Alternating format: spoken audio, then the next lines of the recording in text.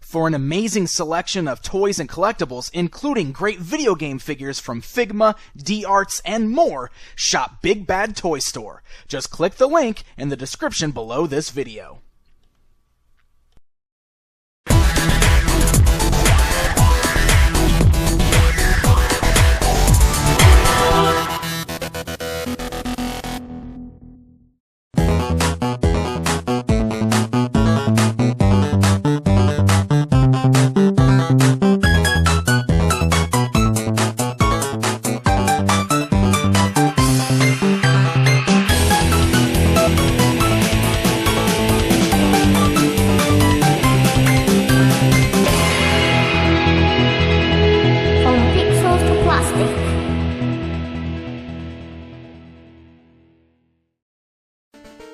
Hey guys, I'm Pixel Dan. Welcome to another installment of From Pixels to Plastic.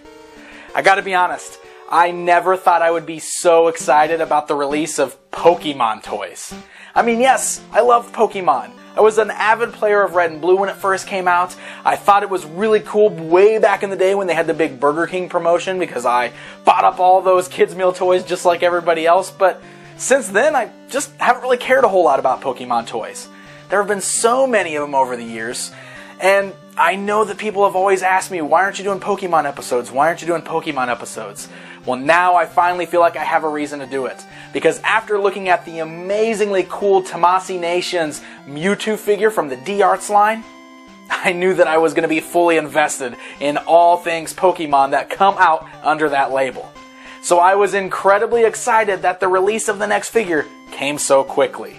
So join me for a look at the amazingly cool D-Arts Charizard. Ah! The D-Arts line of Pokemon figures continues on, with the next several figures being the fully evolved forms of the original Kanto starters from Pokemon Red and Blue. The first of the three to get released is the Fire Pokemon known as Charizard. Charizard comes in similar window box packaging that we saw with Mewtwo before, but with a few little differences. The color scheme on the packaging is more orange to fit in with the Fire character. You'll also notice the box is much longer and more rectangular than the Mewtwo box was. This is because the length of Charizard's tail requires extra box space. You'll also notice that instead of Charizard, the Japanese name of Lizardon is printed on the box. That, of course, has to do with the fact that this is an import from Japan. Then the back of that box shows off the figure in several poses, showing the many different options you'll have for display. So now that you've seen the packaging, let's remove the figure to get a closer look. Just like Mewtwo before him, Charizard is an amazing representation of the classic character in plastic form. The colors are bright and vibrant, and even have a nice bit of subtle shading that you can see specifically in the blue on the insides of his wings. He stands about 5 inches tall, which, as you can see, puts him at roughly the same height as Mewtwo. But he is much larger in his overall size, as he has quite a bit more girth to him than the more slender Mewtwo. On top of that, his tail measures about 7 inches in length all by itself when it's fully straightened out, and it's capped off with a cool translucent red and orange flame effect.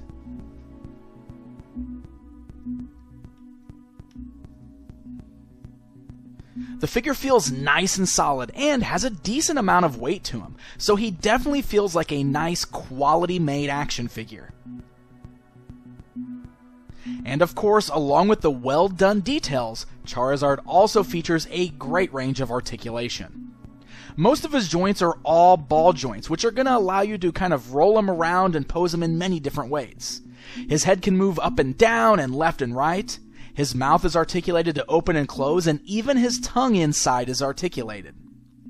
His neck has multiple ball joints, and he has joints in his shoulders, biceps, elbows, wrists, thighs, knees, and ankles. His wings are also ball jointed on his back and have several joint cuts on the wings themselves, which are going to allow for some great wing flapping poses.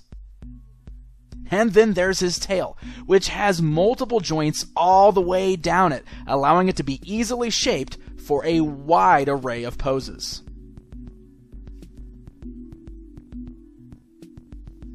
The amazing articulation on this figure is going to allow you to pull off so many classic poses straight from the games or cartoons, or even allow you to create your own fierce poses.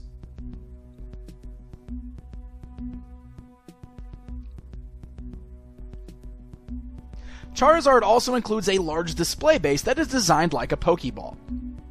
He also includes that same articulated arm and waist clamp that we saw with the Mewtwo figure. However, Charizard's waist is much too large to actually utilize this clamp. Instead, you're going to want to pop that clamp off the articulated arm, and instead you're going to use it to hold on to this flame projectile. The flame projectile is really cool looking, just like the one on his tail. It's translucent and made of a nice red and orange plastic. There's a small hole in the bottom of it that allows you to plug onto that little articulated arm. This will allow you to pose the flame as if it's shooting out of Charizard's mouth for even more display options.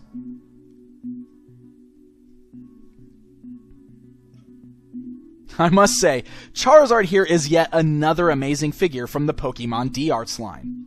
I just really love these figures so far, and I am very much looking forward to getting both Blastoise and Venusaur next to complete those Kanto starters.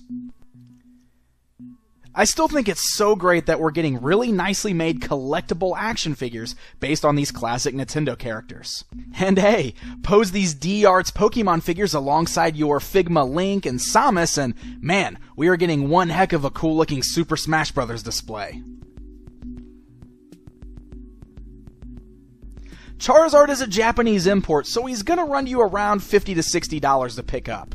If you're a fan of Pokemon and you've got the money to spare, I definitely recommend this line.